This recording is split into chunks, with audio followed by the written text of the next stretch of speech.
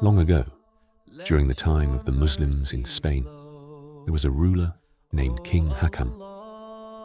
One day, while traveling near his capital, the king saw a beautiful piece of land. It was peaceful, green, and located in a perfect place. The king immediately decided that he wanted to build his palace there.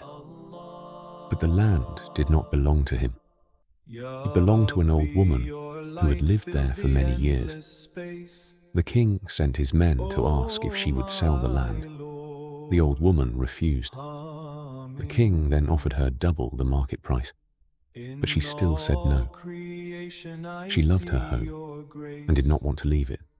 Eventually, the king lost his patience and used his power to take the land by force. The old woman was removed, and soon a magnificent palace with gardens and fountains was built there. But the old woman did not give up. She went to the court and filed a complaint against the king. Sometime later, the king invited the Qadi, the judge, to visit his new palace.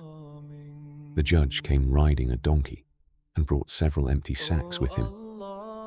When he arrived, he politely asked the king if he could take some soil from the palace garden. The king agreed. The judge filled the sacks with soil until they were very heavy. Then he asked the king to help lift them onto the donkey. The king tried, but the sacks were too heavy. No matter how hard he tried, he could not lift them. The judge then said calmly, "Your Majesty, if you cannot lift even a small amount of soil from this land, how will you carry the burden of the entire land you took from that old woman on the day of judgment before Allah?"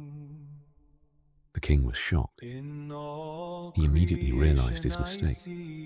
Feeling ashamed, he called the old woman, apologized, and returned the land to her along with the palace and garden.